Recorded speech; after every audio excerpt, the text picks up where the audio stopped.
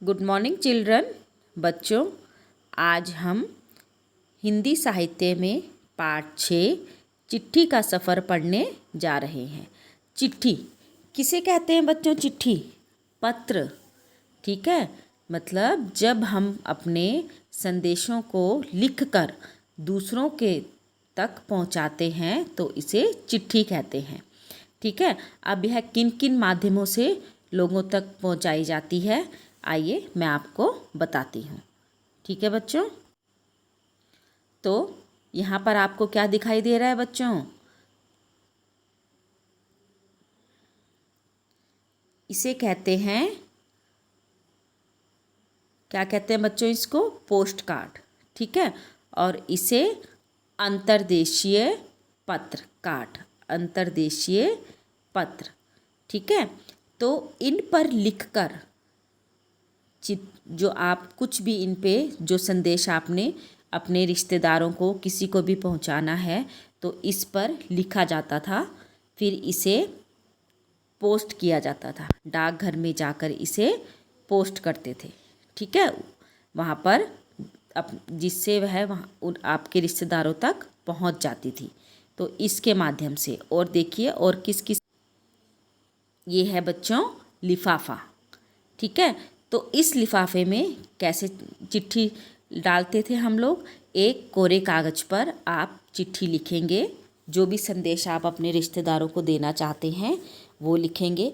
उसके बाद इस लिफाफे के अंदर रख कर, ठीक है, यहाँ पर जिसको आपने भेजना है उसका पता लिखेंगे, जहाँ पर, ठीक है, उसका पूरा नाम, पता, जहाँ पर भेजना है वहाँ का पिन नंबर लिखेंगे। आगे समझाऊंगी मैं आपको कि पिन नंबर क्या होता है। ठीक है, तो इसे कहते हैं लिफाफा, एनवेलोप भी कहते हो आप लोग इसको। ठीक है, आप आज देखा होगा आप लोगों ने, आपके पास होंगे घरों में ये एनवेलोप। राखी आज आती हैं बेटा, इसके अंदर आती है ना, आप लोग भेजते हो, आती हैं। ठीक है, आपके घरों में आप लोग भेजते हो अपने रिश्तेदारों को, तो इसे लिफाफा कहते हैं। तो चलिए अब मैं आपको पढ़ाती हूँ आज का पाठ, चिट्ठी का सफ़र। तो बच्चों चलिए पढ़ना शुरू करते हैं हम अपना पाठ, चिट्ठी का सफ़र। चिट्ठी का सफ़र। अपनी 10-12 साल की ज़िंदगी में तुमने कुछ पत्र तो लिखे ही होंगे। वे पत्र अपने सही पते और समय पर किस तरह पहुँचे होंगे, यह बहुत सी बातों पर निर्भर करता है, जैसे कि चिट्ठी किस स्थान में, किस स्थान पर भेजी जा रही है, संदेश पहुंचाने में कि कितनी जल्दी है, तुमने पूरा और ठीक पता लिखा है कि नहीं, तुमने उस पर डाक टिकट लगाया है कि नहीं, आदि। अब यह प्रश्न उठते हैं कि, ठीक है, तो वो कह रहा है कि एक बड़े बुजुर्ग से बात करके वो कह रहा है कि आपने 10-12 साल की ज़िंदगी में तो कुछ पत्र लिखे ही होंगे। पत्र मतलब चिट्ठी। ठीक है, वे पत्र अपने सही पते पर और समय पर किस तरह पहुँचे होंगे, कि जब हमने वो चिट्ठी लिखा होगा ना, जब वो पत्र लिखे होंगे तो वो अपने सही समय पर कैसे पहुँचे होंगे। ठीक है, सही समय पर और सही पते पर किस तरह पहुँचे होंगे। तो यह सब ये बहुत सारी बातों पर निर्भर करता है। तो कौन कौन सी बातों पर निर्भर करता है बच्चों? वो जैसे कि चिट्ठी किस स्थान से किस स्थान पर भेजी जा रही है, कहाँ से किधर भेजी जा रही है, संदेश पहुंचाने की कितनी जल्दी है आपको। ठीक है, तो तुमने, आप लोगों ने उसमें पूरा और ठीक पता लिखा है कि नहीं लिखा, तुमने उस पर डाक टिकट लगाया कि नहीं लगाया। ठीक है, आदि। अब प्रश्न उठते हैं, अब वो है, ठीक है। अब देखिए बच्चों, मैं नीचे आपको दिखा रही हूँ, यहाँ पे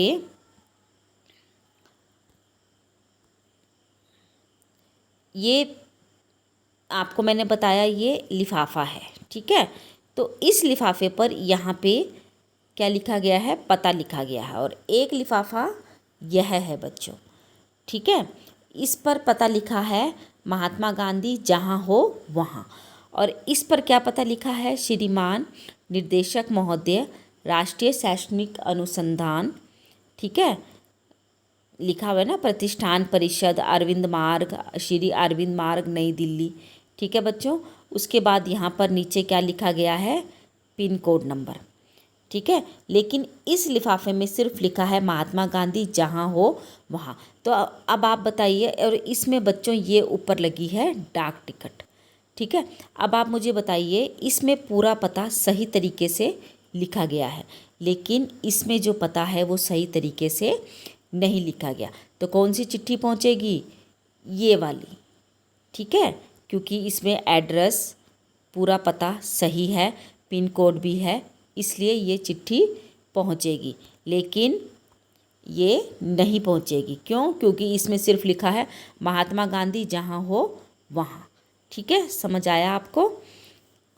अब वो कह रहे हैं कि अब प्रश्न उठते हैं कि चिट्ठी में डाक टिकट लगाया ही क्यों जाए, पूरे और ठीक पते से क्या मतलब, ज़रूरत पड़ने पर संदेश को जल्दी कैसे पहुंचाया जाए, स्थान बदलने से चिट्ठी के पहुंचने का क्या असर पड़ता है। इनमें से कुछ सवालों के जवाब शायद तुम्हारे पास हों, खासकर तुम में से उनके पास जो डाक टिकट इकट्ठा करने का शौक़ रखते हैं। तो अब बच्चों, उन्होंने कहा कि डाक टिकट क्यों लगाए जाए। ये डाकघर का नियम होता है कि जब भी चिट्ठी भेजनी है तो उस पर डाक टिकट अवश्य लगेगा। ठीक है, पूरा पता जब हम लिखेंगे तभी तो डाकघर वालों को पता चलेगा कि ये चिट्ठी कहाँ पे जानी है। ठीक है, तो स्थान बदलने से चिट्ठी के पहुंचने का क्या, अगर आप स्थान बदल दोगे तो आपकी जो चिट्ठी है वो तो पुराने स्थान पर ही आएगी ना। ठीक है, तो उस पर असर पड़ेगा कि नहीं पड़ेगा, आपको चिट्ठी नहीं मिलेगी। ठीक है, तो इन सब सवालों का यही जवाब है जो मैं आपको बता रही हूँ। चलिए आगे देखते हैं। ये दोनों पते किस तरह से भिन्न हैं। गांधी जी को भेजे गए पत्र में पते की जगह पर लिखा है महात्मा गांधी जहाँ हो वहाँ, वर्धा, जबकि लिफाफे पर इमारत या संस्थान से लेकर शहर तक का नाम लिखा हुआ है। तो वो कह रहे हैं कि ये जो दोनों पते हैं दोनों से भिन्न मतलब अलग है। तो एक पर तो सिर्फ लिखा हुआ है कि गांधी जी को भेजा गया है ना वो, तो उस पर सिर्फ क्या लिखा गया है कि गांधी जी जहाँ हो वहाँ। ठीक है, लेकिन दूसरे पर क्या है, इमारत का नाम, संस्थान से लेकर शहर, पूरा नाम लिखा गया है। तो पते में सबसे छोटी भौगोलिक इकाई से शुरू करके बड़ी की ओर बढ़ते हैं। ठीक है, मतलब सबसे पहले हम वहाँ पे गली से स्टार्ट करेंगे, गली के पते से लिखकर वहाँ के राज्य शहर तक का पूरा एड्रेस लिखेंगे। तो छोटी से बड़ी भौगोलिक इकाई का मतलब है घर के नंबर के बाद गली मोहल्ले का नाम, फिर गांव, कस्बे, शहर के जिस हिस्से में है उसका नाम, फिर गांव या शहर का नाम, शहर के नाम के बाद लिखे अंक को पिन कोड कहते हैं। ठीक है बच्चों, तो अंकों में लिखा गया था ना वहाँ पे 110006, तो वो पिन कोड होता है। तो सबसे पहले हमें क्या लिखना है, अपने घर का नंबर। ठीक है, मकान नंबर होते हैं ना, फिर हम कौन सी गली में रहते हैं, फिर गांव, फिर कस्बे का नाम, फिर शहर का नाम। इस तरह हमने पूरा एड्रेस लिखना है, अपना पता लिखना है, और अंत में लिखेंगे पिन कोड, जो उस जगह का पिन कोड है जहाँ पर आपकी चिट्ठी जानी है। हर जगह को एक पिन कोड दिया गया है। यह सोचने लायक बात है कि आखिर पिन कोड की ज़रूरत क्या है। ठीक है, अब वो कह रहे हैं कि जब हमने नाम, गली, शहर, कस्बा, मोहल्ला सब कुछ लिख दिया तो हमें पिन कोड लिखने की क्या ज़रूरत है, वो अब ये कह रहे हैं। तो हमारे देश में अनेक ऐसे कस्बे, गांव, शहर हैं जिनके नाम एक जैसे हैं। पते के बाद पिन कोड लिखने से गंतव्य स्थान का पता लगाने में डाक छाँटने वाले कर्मचारियों को मदद मिलती है और पत्र जल्दी बांटे जा सकते हैं। तो वो कह रहे हैं कि अब कई जगह बच्चों, कई शहरों में क्या होता है, जो वहाँ के गली, कस्बे, शहर का नाम एक जैसा होता है। ठीक है, तो इसलिए पिन कोड, हर जगह का अलग अलग पिन कोड रखा गया है। ठीक है, तो जिसके कारण जो है गंतव्य स्थान का, जहाँ पर चिट्ठी जानी है, वहाँ पर जो डाक छाँटने वाले कर्मचारी होते हैं ना, जो, ठीक है, जो इस चिट्ठी की पत्री को अलग अलग करते हैं, तो वो आसानी से उसको बांट सकते हैं। ठीक है, अब देखिए पिन कोड के बारे में बता रहे हैं। पिन कोड की शुरुआत 15 अगस्त 1972 को डाक तार विभाग ने पोस्टल नंबर योजना के नाम से की थी। तो इसको क्या कहा गया है? पिन कोड को पोस्टल नंबर योजना। ठीक है, गांधी जी को मिले इस पत्र पर, ठीक है, आगे देखिए बच्चों, मैं आपको पिन कोड के बारे में समझाती हूँ। पिन शब्द पोस्टल इंडेक्स नंबर, तो पोस्टल PIN से का छोटा रूप है। किसी भी जगह का पिन कोड 6 अंकों का होता है बच्चों। कहीं का भी पिन कोड होगा तो वो 6 अंकों का होगा। हर अंक का एक खास स्थानीय अर्थ होता है। उदाहरण के लिए NCERT को भेजे गए लिफाफे पर लिखा अंक है। अभी आपको पीछे लिफाफा दिखाया था ना मैंने, तो उस पर क्या लिखा हुआ था? 110016। ठीक है, तो इसमें पहले स्थान पर दिया गया अंक यह बताता है कि यह पिन कोड दिल्ली, हरियाणा, हिमाचल प्रदेश, पंजाब या जम्मू कश्मीर का है। ठीक है, तो जो पिन कोड में आपको 6 अंक दिए गए हैं ना, तो वो अलग अलग जगह के हैं। अगले 2 अंक यानी 10 यह तय करते हैं कि यह दिल्ली के उप क्षेत्र दिल्ली का है। ठीक है, अगले 3 अंक 0, 1, 6 दिल्ली उप क्षेत्र के ऐसे डाकघर का कोड है जहां से डाक बांटी जाएगी। ठीक है बच्चों, तो जो इसके अंक होते हैं वो वहाँ के जो जगह है उसको दर्शाते हैं कि वो, ठीक है, वहाँ का है। अब तुम्हारा स्कूल जहाँ पर है उस इलाके का पिन कोड पता करो। अपने घर के इलाके का पिन कोड नंबर भी पता करो। ठीक है, तो आप लोग अपने घर के इलाके का, जहाँ पर आप रहते हैं, उसका पिन कोड भी पता करेंगे। पिन कोड की जानकारी डाकघर से प्राप्त की जा सकती है। अगर आपको नहीं पता तो आप वहाँ से पता कर सकते हैं। डाकघरों में टेलीफोन डायरेक्टरी की तरह पिन कोड डायरेक्टरी भी मिलती है। टेलीफोन डायरेक्टरी का मतलब है बच्चों जिसमें सभी जगह के टेलीफोन नंबर लिखे रहते हैं। तो इसी तरह पिन कोड डायरी भी होती है। तुम्हारे इलाके का पिन कोड तो तुम्हारे मोहल्ले में लगे लेटर बॉक्स पर ही लिखा होगा। तो जो आपके मोहल्ले में लेटर बॉक्स लगा होगा ना, ठीक है, तो उस पर ही लिखा होगा। प्रमुख जगह शहरों के पिन कोड नंबर तुम्हें कहाँ से मिल सकते हैं? ठीक है, अब ये आप आजकल बच्चों फ़ोन पे भी सर्च कर सकते हो नेट में। उस जगह आपको किस जगह का पिन कोड चाहिए वहाँ का नाम लिखिए, आपको तुरंत उसी समय पिन कोड मिल जाएगा। ठीक है बच्चों, चलिए आगे देखते हैं। अब टिकट संग्रह का शौक काफ़ी लोकप्रिय है। धीरे धीरे इसमें टिकट संग्रह के अलावा डाक से जुड़ी और बहुत सी चीज़ें शामिल हो गई हैं।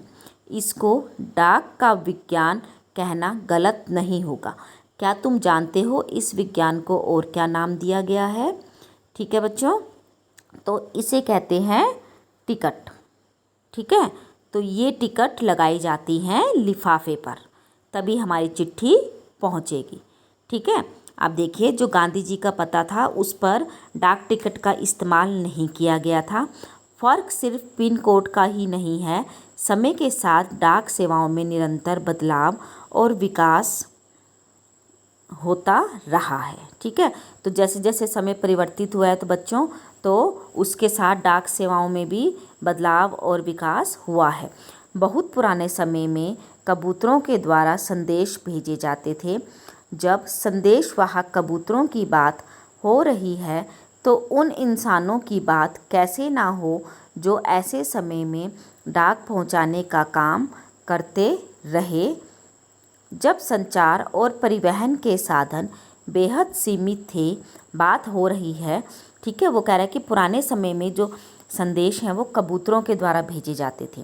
जब संदेश कबूतरों की, ठीक है, संदेशवाहक कबूतर, मतलब पुराने समय में बच्चों जो हमारे यातायात के इतने डाक के साधन नहीं थे, बहुत कम थे। ठीक है, संदेश भेजने के, तो उस समय पहले बहुत पुराने समय में राजा महाराजाओं के टाइम पे कबूतर ले जाते थे इस संदेश को। ठीक है, तो अगर वो कह रहे हैं कि जब संदेशवाहक कबूतरों की बात हो रही है तो उन इंसानों की बात कैसे ना हो जो ऐसे समय से डाक पहुंचाने का काम करते रहे हैं। तो कह रहे हैं कि ऐसे इंसानों की बात क्यों ना की जाए जब संचार और परिवहन के साधन बेहद सीमित थे। सीमित मतलब कम थे बहुत। ठीक है, तो कह रहे हैं कि जब संचार, यही संचार संदेश पहुंचाने के साधन और परिवहन यातायात के साधन बहुत कम थे, बात हो रही है उन हरकारों की जो पैदल ही आम आदमी तक चिट्ठी पत्री पहुंचाने का काम करते रहे। तो कह रहा है उन हरकारों, हरकारे किन्हें बोलते हैं बच्चों? डाकियों को। ठीक है, डाकिया पता ना आपको, पोस्टमैन। तो पुराने समय में उनको हरकारा हरकारा कहते थे। ठीक है, वो पैदल आते थे चिट्ठी पत्री लेकर। राजा महाराजाओं के पास घुड़सवार हरकारा हुआ करते थे, तो उनके पास घुड़सवार, वो घोड़े पर आते थे।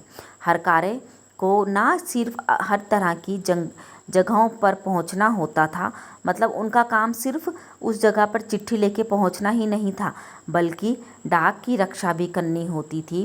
डाकुओं, लुटेरों या जंगली जानवरों की चपेट में आने का डर बना रहता था। डाकुओं की, लुटेरों की, ठीक है, कि कहीं उनसे चिट्ठी पत्री छीन ना ले, वो जंगली जानवर का हमेशा डर बना रहता था। आज भी भारतीय डाक सेवा दुर्गम व पहाड़ी इलाकों तक डाक पहुंचाने के लिए हरकारों पर निर्भर करती है। तो बच्चों, आज भी भारतीय जो हमारी डाक है, वो जो दुर्गम पहाड़ी इलाके होते हैं ना, जो पहाड़ी इलाके होती है जहाँ पर हमारे यातायात के साधन नहीं पहुँच सकते, गाड़ियाँ नहीं जा सकती, तो वहाँ पर डाक पहुँचाने के लिए हरकारें ही काम करती हैं।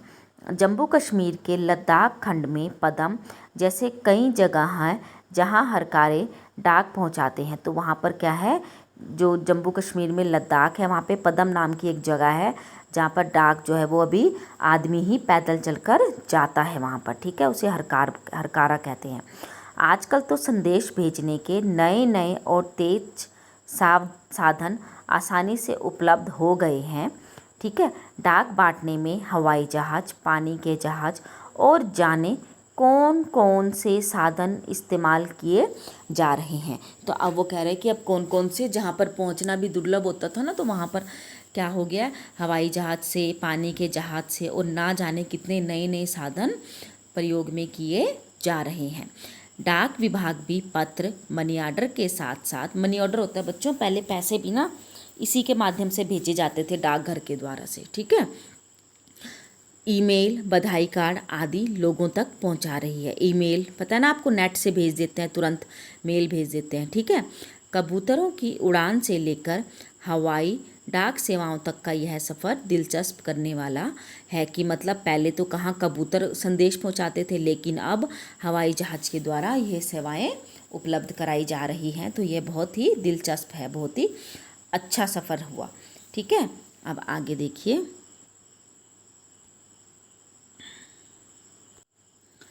सोचकर आश्चर्य होता है कि कबूतर जैसा पक्षी संदेशवाहक भी हो सकता है।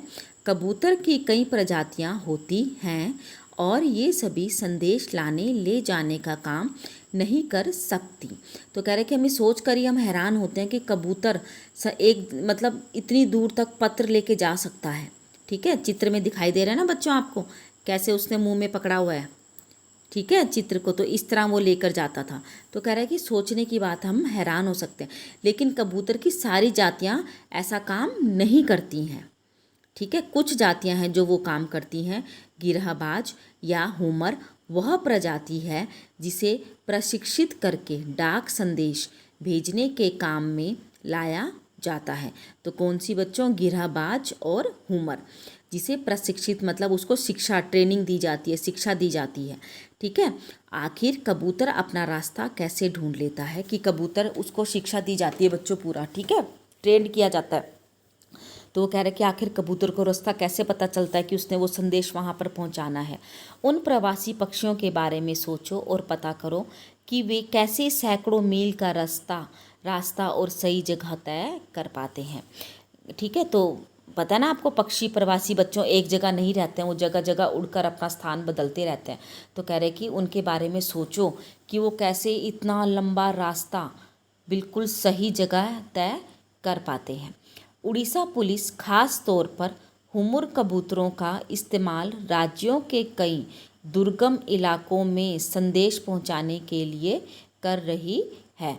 तो जो उड़ीसा पुलिस है वो वो कौन से प्रजाति के कबूतरों का इस्तेमाल कर रही है? हुमर। ठीक है, तो उसके जो कहीं दुर्गम होता है बच्चों, दुर्गम का मतलब होता है जहाँ पर पहुँचना मुश्किल हो, बहुत पहाड़ी इलाका, ठीक है, तो वहाँ पर वो इस प्रजाति के कबूतरों से संदेश पहुँचाती है। कानून व्यवस्था, संकट और अन्य मौक़ों पर संदेश के लिए ये कबूतर बहुत ही उपयोगी साबित हुए हैं, ठीक है। तो किसी भी मौक़ों पर संदेश के लिए जो ये कबूतर है हमारे बहुत ही उपयोगी साबित हुए हैं। कबूतरों की संदेश सेवा बहुत सस्ती है ना बच्चों। उनकी सिर्फ कबूतर को क्या करना है, संदेश पकड़ाना है और वो लेकर चला जाता है और उन पर खास खर्चा नहीं आता। इन कबूतरों का जीवन 15-20 साल का होता है और 8-10 साल तक वे बहुत अच्छा काम करते हैं, ठीक है। तो कितने साल का होता है इनका, 15-20 साल का, और 8-10 साल तक वे, तो कितने साल का होता है बच्चों उनका, 15-20 साल का उम्र होती है उनकी कबूतरों की, ठीक है। और 8-10 साल तक वे बहुत अच्छा काम करते हैं। स्वस्थ कबूतर एक दिन में 1000 किलोमीटर तक का सफ़र कर सकता है। तो एक जो अच्छा स्वस्थ कबूतर होगा वो एक दिन में 1000 किलोमीटर का सफ़र तय कर सकता है। यदि कोई महत्वपूर्ण संदेश पहुंचाना हो तो 2 कबूतरों को भेजा जाता है, ठीक है। अगर कोई बहुत ज़रूरी, बहुत महत्वपूर्ण इम्पोर्टेंट संदेश होता है तो 2 कबूतर को भेजा जाता है। क्यों भेजा जाता है बच्चों, ताकि बाज के हमले जैसी अनहोनी स्थिति में भी दूसरा कबूतर संदेश पहुंचा दे। मतलब अगर उन पर बाज हमला कर दे, ठीक है, चील, बाज कोई भी, तो दूसरा कबूतर संदेश आसानी से पहुंचा दे। शायद यह पढ़कर तुम एक ऐसे कबूतर की कहानी पढ़ना चाहोगे जो दूसरे विश्व युद्ध में संदेश पहुंचाता था। जब बच्चों हमारा दूसरा विश्व युद्ध हुआ था तो उस समय एक कबूतर था जो इधर से उधर संदेश पहुंचा रहा था। तो इस कबूतर की कहानी नेशनल बुक ट्रस्ट में से अंग्रेजी में छपी एक किताब में दी गई है। किताब का नाम है ग्रे नेक, ठीक है, जो इस किताब के हीरो का भी नाम है। अगर तुम हिंदी में पढ़ना चाहते हो तो क्यों ना नेशनल बुक ट्रस्ट को पत्र लिखो कि वे इस किताब को हिंदी में भी छापें उनका, ठीक है। अब उनका पता दिया उन्होंने, देखो, नेहरू भवन 5, इंस्टीट्यूशनल एरिया फेस 11, वसंत कुंज, नई दिल्ली, ठीक है बच्चों। और ये देखो उसका पिन कोड नंबर दिया है 110070, ठीक है। अब लास्ट में चेंज कर दिया उन्होंने 70, क्यों, वो अब बसंत कुंज है ना, ठीक है, तो वो अलग इलाका है तो उसका पिन कोड जो है वहाँ का अलग है, ठीक है बच्चों।